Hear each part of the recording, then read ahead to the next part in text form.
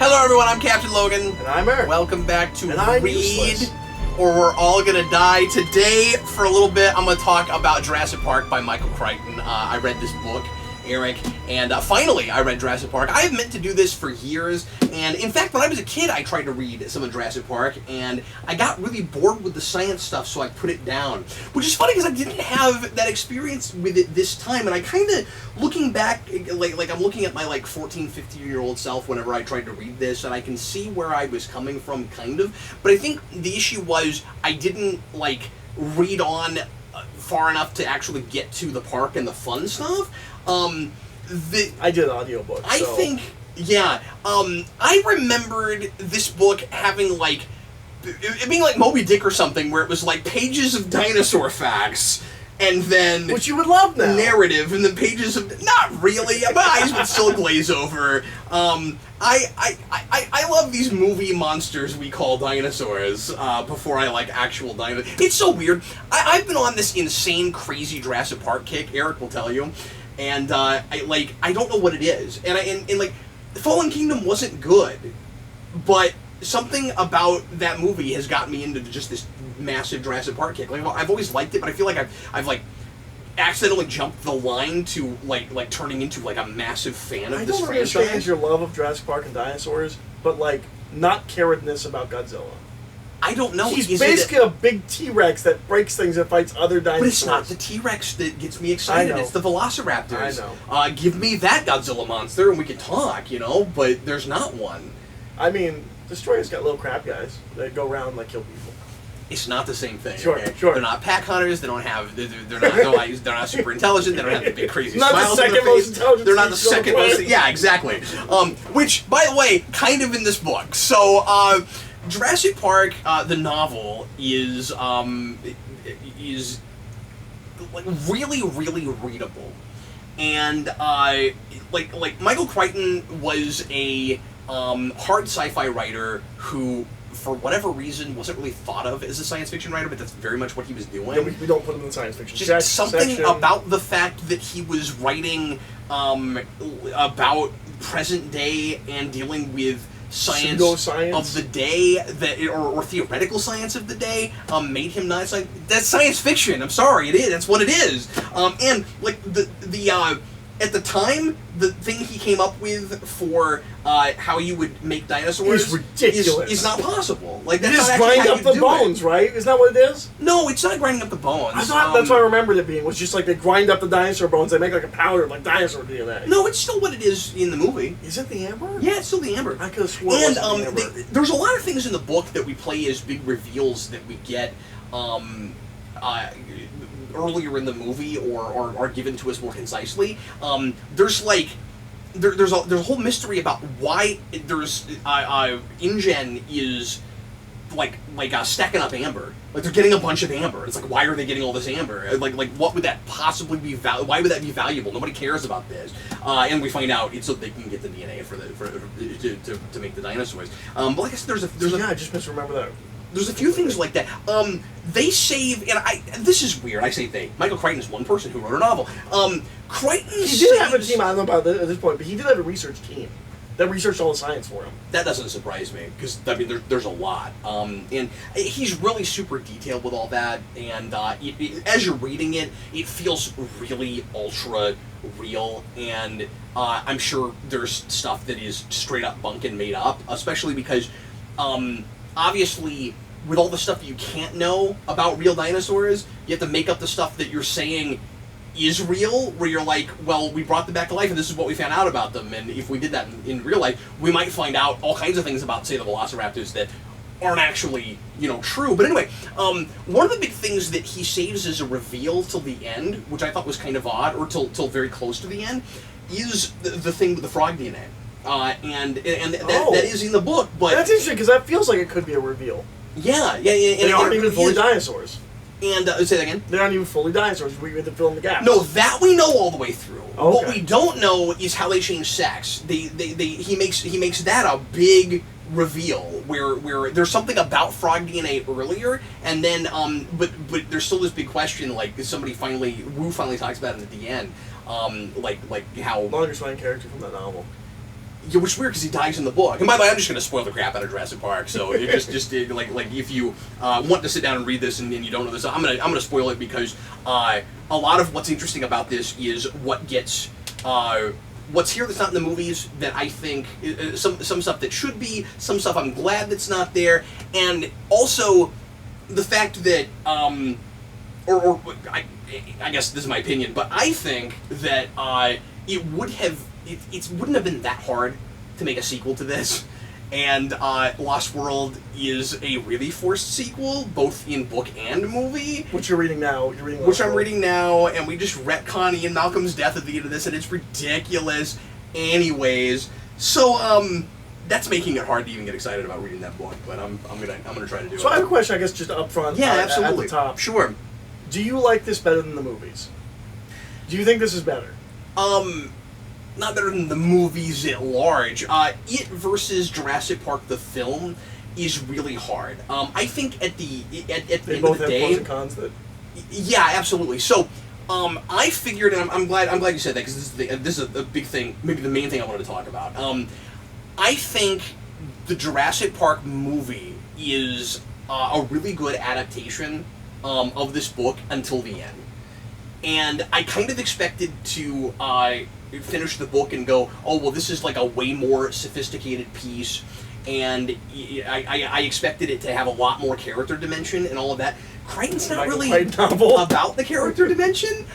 His characters tend to be mouthpieces for ideas and sometimes even for the whole point of his book. So Ian Malcolm is kind of there to make the point of the novel, and he is talked about as eccentric and preachy, but when he starts speechifying, especially toward the end, it's really clear that is just Michael Crichton on the page going, this is the point of this book. There's a huge thing, and of course we all know about Ian Malcolm's thing with chaos. Of course that all comes from this book, and I should say that there are way more lines of dialogue, and by the way, a lot of the more famous lines of dialogue in the movie that are just straight up lifted from the novel, which is really cool. It is much more the same piece than I expected it to be. Obviously, ends way different, and yeah, because as I recall from the book, it's still a kind of fun adventure romp. It is, yeah. It's not like it's a super serious novel that we turned into like a fun popcorn movie. It's kind of a popcorn book. I thought I recall. I thought it was going to be boring, and that's why I'm saying it's really readable. Get past. I'm jumping all over the place. Sorry. Get past the first few chapters where we're building up the suspense for the premise that we know what it is, because look at this cover, and it's basically the first like 60, 70 pages or so, and then it surprisingly starts to really take off, and there are so many cool action scenes and bits with dinosaurs that we don't get to do in Jurassic Park that they have mined in every movie since this. Every movie pulls stuff from this book that the first movie did not get around to, including the pterodactyls in 3. The pterodactyls like walking on their wings. Thought it was ridiculous. I thought it was ridiculous. It's in the book. It's really cool. I wish they spent more time with them here. Jurassic Park 3 also, because I just recently went back and watched that again. Which is way better than you remember. It's way better than I remember it. It's not great or anything. It's better than 2 though. The ranking is 1, 3, 2. There's some good writing in that. I'm considering sitting down and writing rewinds on those at some point. Interesting. Those would be science fiction rewinds. I think it'd be fun. Yeah. Yeah, except I'm gonna make them a category all by themselves and call it Raptor Rewind because of course I am. That's great. And I've already got a logo from Danny Nixon for it. That's anyway, great. But I'm thinking ahead. But anyway, so the end of Jurassic Park 3 has the raptor nest that's in the end of this book. So we just keep mining stuff from it, and and there's even some stuff in Fallen Kingdom that it feels like we've now probably mined everything we can possibly mine. But I wonder how much you would think that after every movie. We're like what else could we pull? Yeah. What else can we pull after 3? What else can we pull after Jurassic World? So I want to talk about. Elaborate more on some of the stuff that the movie does better than the book, and some of the stuff that the book is doing better than the movie. Like I said, I thought I would finish this book and be like, well, God, I'd never want to watch that movie again, and I didn't have that, which is really cool. So Ian Malcolm is the same character, which is really cool. Isn't he he is older though, right? I thought I remembered him being like an older man. No, he's like 40. Okay. I mean, I guess at like 14, which is probably around when I read the book, that feels old. Yeah, but no, he's not an older guy. Okay. He's like 40. Or he's 40 at the beginning of Law School. I think he's even younger than this. Okay. Okay. Now that I'm thinking I thought I about remembered him I think I'm younger. pulling that from Law School now that I say that. But anyway, I was gonna mention he's got the speech at the end. So we he's got speeches and speeches at the end. And then he dies. That stuff gets kind of heavy-handed. Definitively dies. And then he dies. Yeah. Definitively. Yeah. They're like, we don't have time to bury the bodies, and then he shows up in Lost World. But anyway, it was just the news. It was just the news said it. The news said they didn't have time to bury the bodies. Yeah, I mean they don't say that, but the news said he was dead. He's not dead. He's on a crutch now. Anyway, he's got a cane. I think that's why I thought he was old. Yeah, because he's got a cane in Lost World. He got a cane because he died. And they call it. Now I'm talking about Lost World. They call it his next iteration. It's great. It's great. So Ian Malcolm has this really interesting speech at the end where he's talking about how human beings we're the fear is not the end of the world. The fear is the end of us. That like we're not. And this is going to sound like, you know, almost like anti-global warming thing, but we're just talking about different things. We're like when Hammond in this is like really is really daft and really out of touch and doesn't understand anything. He is a very different character. He's a completely different character, yeah, and I'll talk about that in a second. Because obviously I like the Hammond in the movie more, but this is a real cautionary tale thing, and we're doing something different with him. I didn't appreciate it until we got to the end, because I didn't know he dies in the novel. And once we kill him, I'm like, okay, now I see what's going on. He gets his comeuppance, and so I get what we're doing, I guess.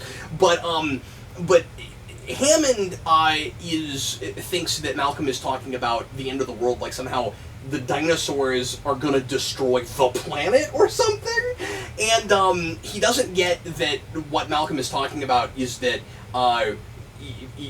we need to be worried about destroying ourselves. Like like the planet's gonna make it because it's gone through, like, we're just a drop in the bucket. Like it's gone through like billions of years and all of these different like catastrophic events, and it will survive us as well. And that's the thing I'm a little bit surprised it didn't make it in the movie. I thought that is in the movie. Is that not in the movie? Not really. Okay, interesting. Yeah, he doesn't talk about that specifically. But anyway, so Malcolm, besides that, is the same character. Hammond is very, very different, and I think was one of the most inspired choices in He's very Walt changing Disney him in the movie. Yeah, that's right. And if I don't know, I think if we kept it the way it was in the book, he would have just been insufferable. And like you have characters that are kind of unlikable and that we want to see die in the movie. He's like James Cromwell, not the one who James Cromwell plays in Jurassic World, but like who he was playing in that at that time period in the 90s, like just a real mean, like wicked guy, as I recall. Yeah. So the idea is he's just a guy that wants to make a lot of money, which is exactly the opposite of what he is in the movie, but is also a little bit inconsistent about it, because he keeps talking about how as it looks like the park might fail, and he's like throughout this he's extremely in denial about that and will not believe that it's going to happen, like almost all the way to the end, and like way worse than he is in the movie, right? And throughout that, he when it looks like things might not work out, he's worried that, because he's really old, he's like 76, and he's worried that he's gonna die before the children of the world are able to experience his theme park. But he also, in the same breath, says, well, the rich ones. And so it's almost like there's this like weird conflict thing in him, and I don't know if it's inconsistent or if it's on purpose. So is that where the idea in Lost World or the Jurassic World, Fallen Kingdom, Jurassic House comes, where like the Jurassic World was only populated by like rich people? Well, yeah, kind of, because they said so in the movie, you've got the lawyer who's like, we can charge anything we want to, and then Hammond's like, well, I didn't intend the park to be just for the super rich, which is the opposite of what it is in the book. And then remember, that's when the lawyer says, we'll have a coupon day. I think that is probably where they get that, because when you watch Jurassic World, it doesn't look like only super rich people are going there. No. It looks like it's every kind of person, to me. That's certainly what it looked like. But anyway, so he's improved in the movie, but the movie's not just a straight-up cautionary tale. I think the film is a little bit more diplomatic and maybe a little bit more wants to let you make up your mind about whether or not Jurassic Park was a good idea. And then, I don't know, let me go ahead and just leap all the way to the ending thing now that I'm there. I know I'm all over the place and it's late and we're tired, but and this ends up being my biggest issue now with Jurassic Park the movie after I've read the book. This is the place where it does kind of break down. You get to the end of the movie, and it would be really easy to make the argument that the issue wasn't the notion of playing God or trying to control nature so much as it was hiring the wrong guy with Dennis Nedry. Yes, I've always said this. That it's not a cautionary tale about science, cautionary tale about being mean to your IT staff. Yeah. Do not be mean to the guy that controls everything with your computer. The chaos theory thing doesn't really work with that idea because it's one element and it's a fixable element. In the book, there are a lot more elements than that. Well, because it's like a tropical storm and... But also, a lot of it's just... They don't... And this would be difficult to realize in a movie that short, but there are too many things that...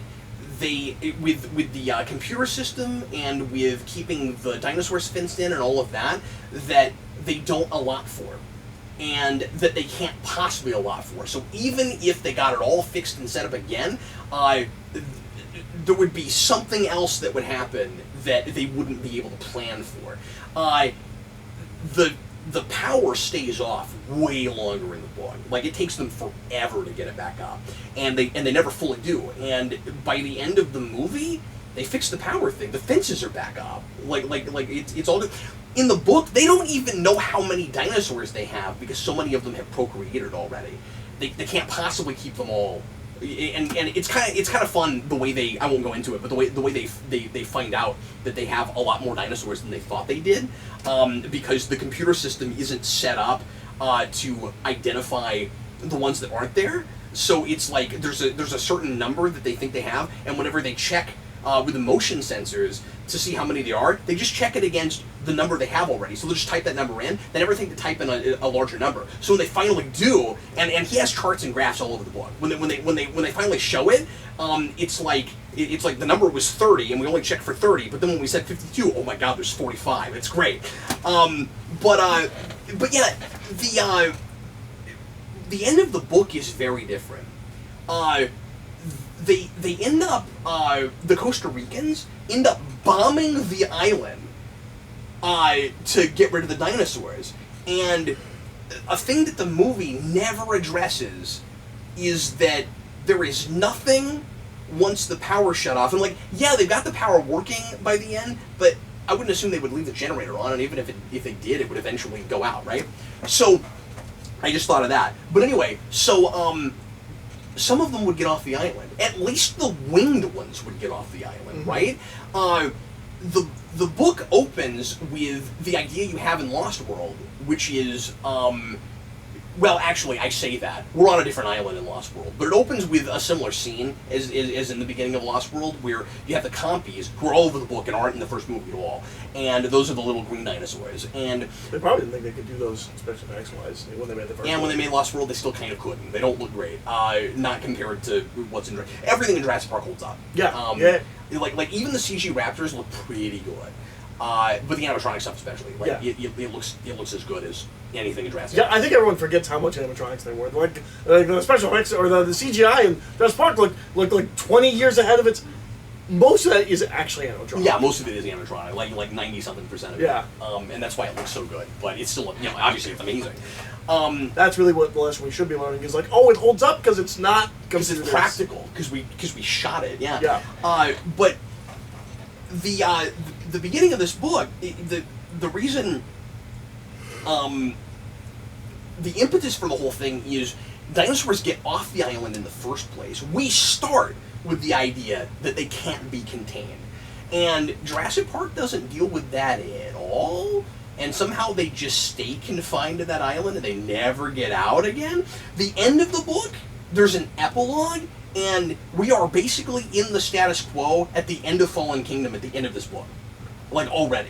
The raptors get off the island. Like, they figure out how to get off the island.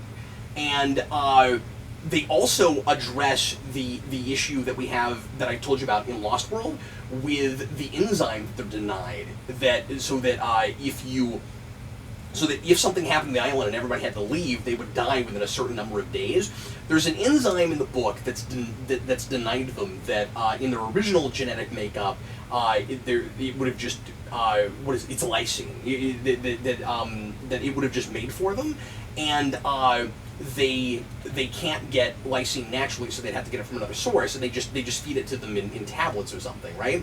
The raptors are smart enough, because they're the second smartest thing on the planet. The raptors are smart enough that they figure out what plants and animals they can eat to get lysine, so they get off the island and then they stay alive, and they're able to live. So he has a built-in explanation for how the dinosaurs could survive past Jurassic Park.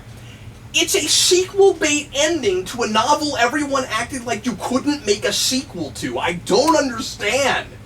I don't get, unless he was told he had to have Ian Malcolm in that book, why he starts from the Ian Malcolm place and why it reads so much like a sequel to a book that never meant to have a sequel. Mm-hmm. It's not hard to do a sequel to Jurassic Park.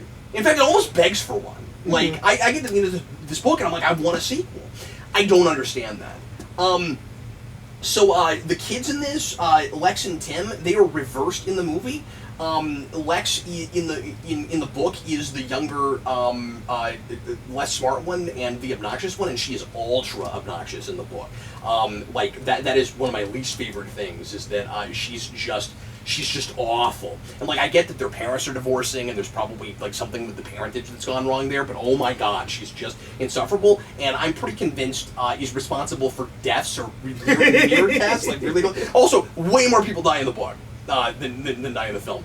But then Tim is really cool, and I don't know why we didn't make him this way in the movie, where he doesn't just know dinosaur facts, he's also like a smart kid and can do things, and he knows computers, and that obviously helps them out on the park and stuff. And he and so they kind of just split him into two characters. They did. And he and Grant have like a really cool relationship in this, and Grant is immediately more likable because he doesn't have the I don't like kids thing.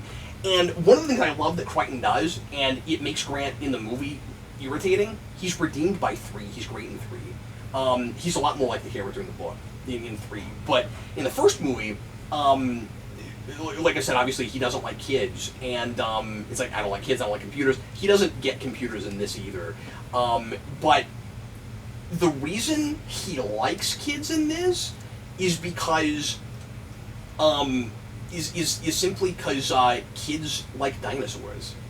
That makes complete sense. It makes a lot of sense. And there's this, Crichton has this whole explanation for why kids that are into dinosaurs are able to remember all those really complex names.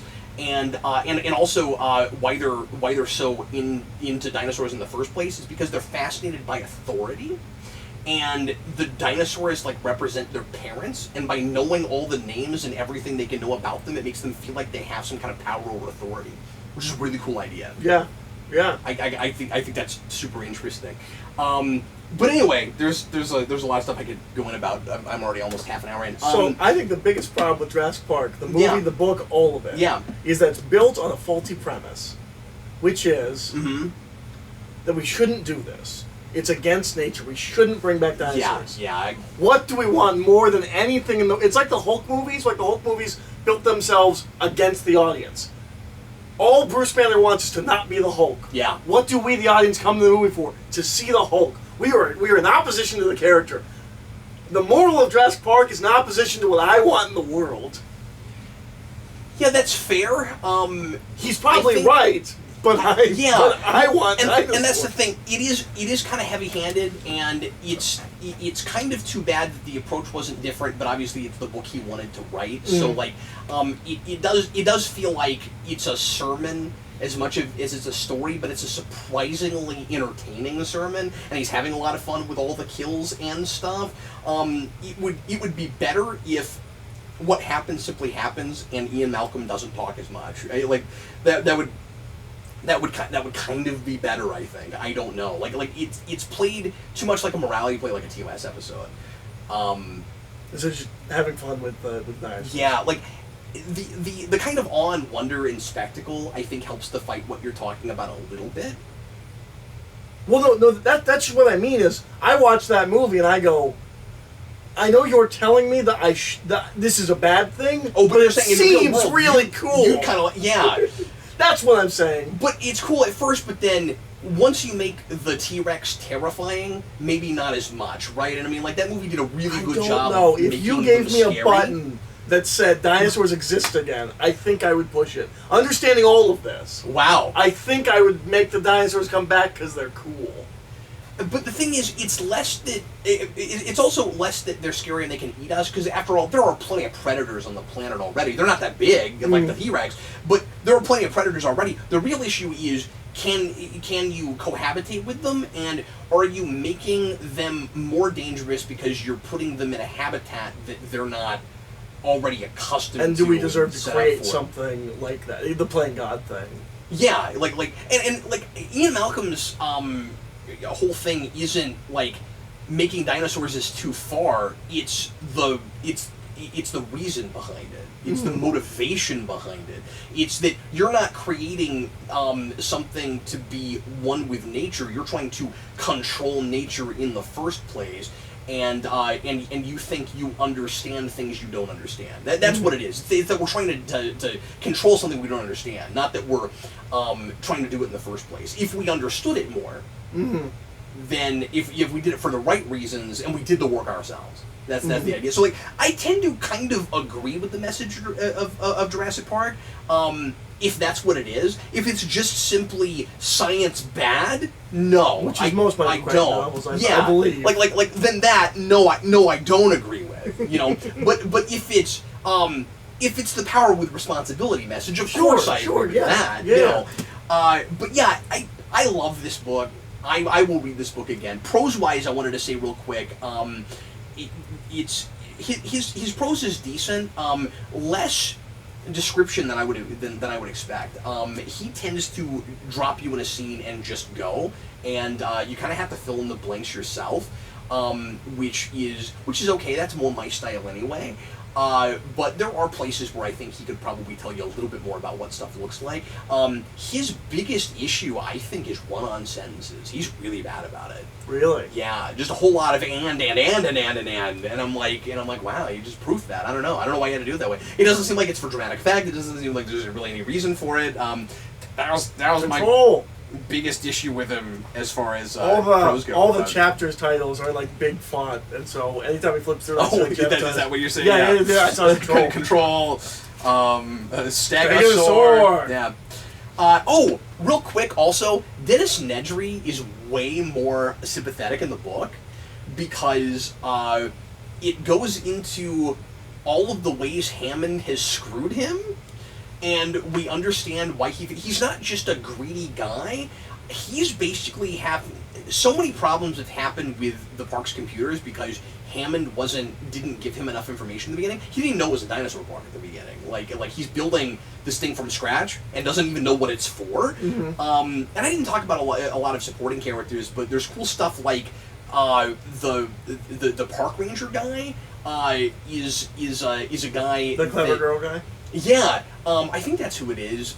He has is like a big zoo guy and has helped set up a bunch of zoos. And I think I might be conflating him with another character, but there's a character that like helped build like Disney World and places like that, which is kind of a neat idea. But anyway, Nedry's basically, which is much newer when that novel comes out. Yeah, Nedry's basically having to pull money out of his own pocket to keep things running, and he comes up with this plan with the embryos to